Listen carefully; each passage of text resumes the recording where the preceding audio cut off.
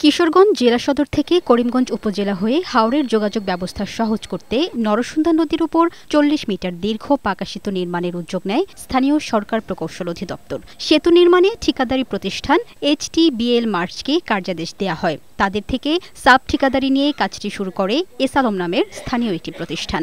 ২০২১ সালের ১৭ মার্চ শুরু হওয়া কাজ ২০২২ সালের ৩০ জুন শেষ হওয়ার কথা, কিন্তু সেতুর শেষ প্রান্তের দেয়াল নির্মাণের পর ঠিকাদার উধাও হয়ে যায়। ফাইলিংটা করছে প্রায় ৩ বছর হয়েছে, এই পর্যন্ত আর করে না।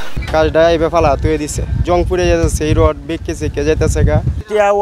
কাজ করছে, কাজ এটা সঠিক হইছে না। স্থানীয়দের অভিযোগ, যাতায়াতের জন্য বিকল্প সেতু না থাকায় ১০ কিলোমিটার ঘুরে যাতায়াত করতে হয় তাদের। ফলে বাধ্য হয়ে ঝুঁকি নিয়ে ভাঙা কাঠের সাঁকো দিয়ে পারাপার করছে যানবাহন। এতে প্রায় ঘটছে দুর্ঘটনা।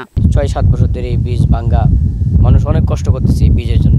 যেতে গেলে আমাদের 10 কিলোমিটার ঘুরে আসতে হয়। যে মানুষ পড়ছে, আমরাও পড়ছি, খুবই কষ্ট আর কি এদিক দিয়ে যাওয়া। রোগী এবং বৃদ্ধ বয়স্ক যারা আছে এদেরকে পারাপার হওয়া অনেক কষ্টকর। LGED বলছে, চুক্তির শর্ত না মানায় ঠিকাদারদের সাথে কার্যাদেশ বাতিল করে পুনঃদরপত্র আহ্বান করা হয়েছে।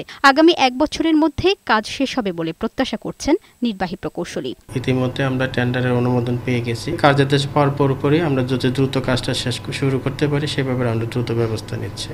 ২০২১ সালে ময়মনসিংহ অঞ্চল পল্লী অবকাঠামো উন্নয়ন প্রকল্পের আওতায় ৩ কোটি ১১ লাখ টাকা ব্যয়ে ৪০ মিটার দীর্ঘ রঘুখালী সেতুর নির্মাণ কাজ শুরু হয়। অবশিষ্ট কাজ শেষ করতে পুনঃদরপত্রে এর নির্মাণ ব্যয় ধরা হয়েছে ২ কোটি ৩৩ লাখ ৯২ হাজার ৫০৫ টাকা। ডেস্ক রিপোর্ট, বৈশাখী সংবাদ।